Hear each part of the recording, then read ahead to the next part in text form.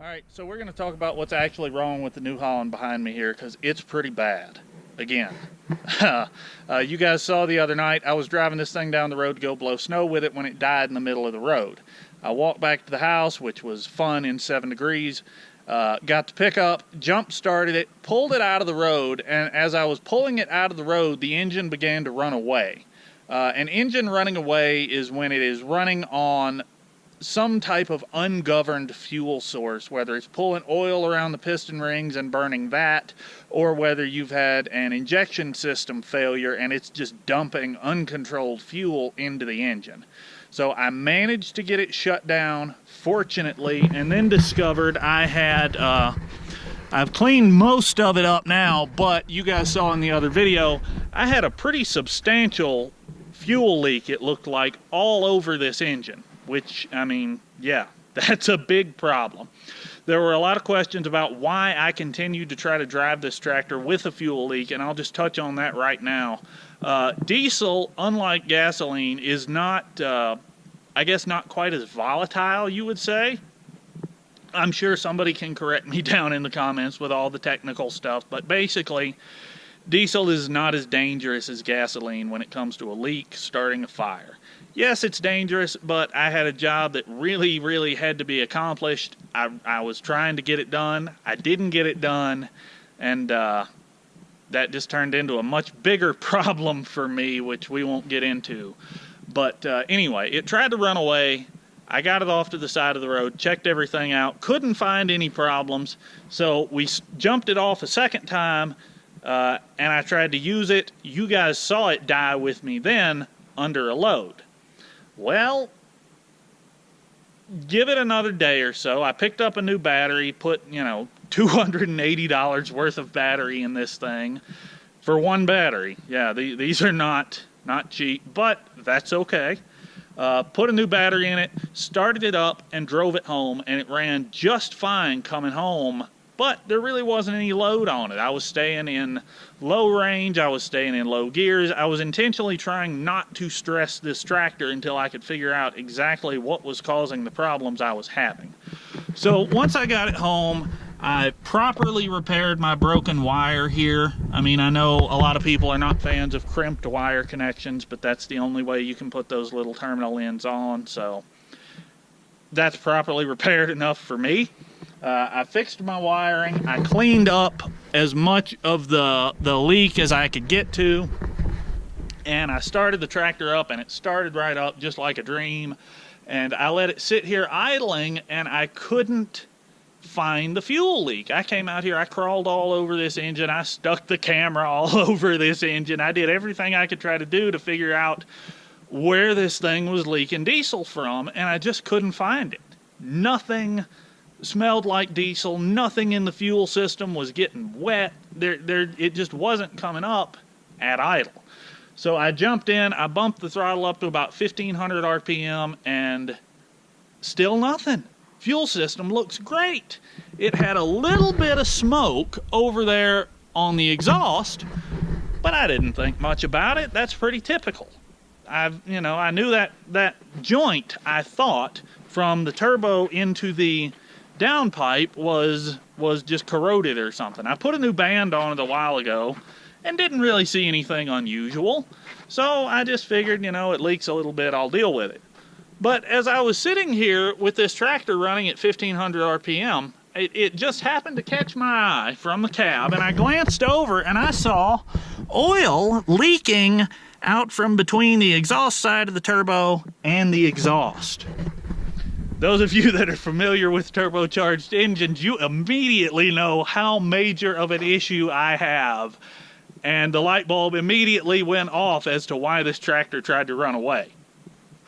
For those of you that aren't familiar, the turbo is fed with lubricating oil by a feed line here, and it's taken away by a drain line here. And as you can see, they are literally in the middle of the turbo. Feed line on top, drain line on bottom. Really simple system. And on either side of the bearings and things in the center and the oil supply, there is a seal. My seals have failed. The seals have likely failed because a bearing failed, or a bushing, or whatever this turbo has, I don't know. But it allowed oil to be pulled from the bearing area into the intake area. And when the tractor tried to run away, that's because it was trying to run on the oil it was pulling through the turbo and not the fuel coming through the fuel system. Fortunately for me, while I was sitting here troubleshooting, it decided to leak out the exhaust and not through the intake. A runaway would mean, a runaway could mean buying a new tractor. Typically, when a diesel engine overspeeds and runs away, you're going to break connecting rods at a minimum. And when connecting rods break, they typically break other things like the block or the oil pan. And yeah, if the engine in this thing were to legitimately blow up like that, we'd be talking about a different tractor. But what we have now is simply a bad turbo, which is really fortunate. It could have been a lot worse. It could have ran away and blown up. But you can see I've still got the loader on it, and the loader is perfectly positioned to block the turbo and make swapping it much more difficult. But I'm actually going to leave the loader on just because I'm scared to run this tractor right now. I can't let this engine run away. While the odds of it running away are slim, I don't want to start it at all. So I'm just going to work around the loader. The arms are up, it's sitting on the bucket, it's not resting on the hydraulic, so it's fine. But this also explains why the tractor was having so many problems under load. Because again, at idle, at low RPM, this thing looked fine. Everything looked great.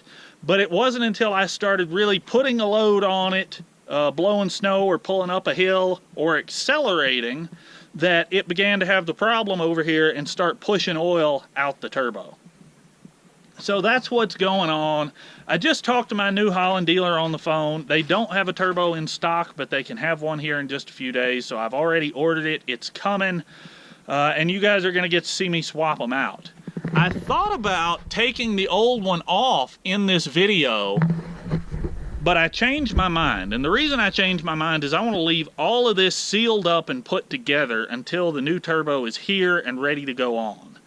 Now, another thing we have to consider is between the turbo and the engine is this right here. This is an air-to-air cooler. Some people call them a charge air cooler. Some people call them an air cooler. There are different little technicalities for each of those things. I don't know them well enough to explain them, but this is at least partially full of oil at this point in time, because as you can see, oil will come in this side, obviously go to the bottom, and begin filling these tubes. So it's going to have to come off, it's going to have to be cleaned, and then the turbo is going to have to be replaced, and after that, fingers crossed, everything, at least as far as that's concerned, is going to be okay. So that's what's wrong. The New Holland blew the turbo. I have a brand new one coming. There were no remanufactured turbos available through the dealer. They did check. The remanufactured turbo was about $150 cheaper than a brand new one. I haven't looked for rebuild kits for this turbo because knowing this tractor has 8,300 plus hours and that it hasn't been maintained well and that it has been abused, I'm okay with spending the money and having everything turbo related being all new. So that's why I'm buying a new one. It's on its way. It'll be here in just a few days, and as soon as it gets here, you guys are going to get a video of us swapping that thing out.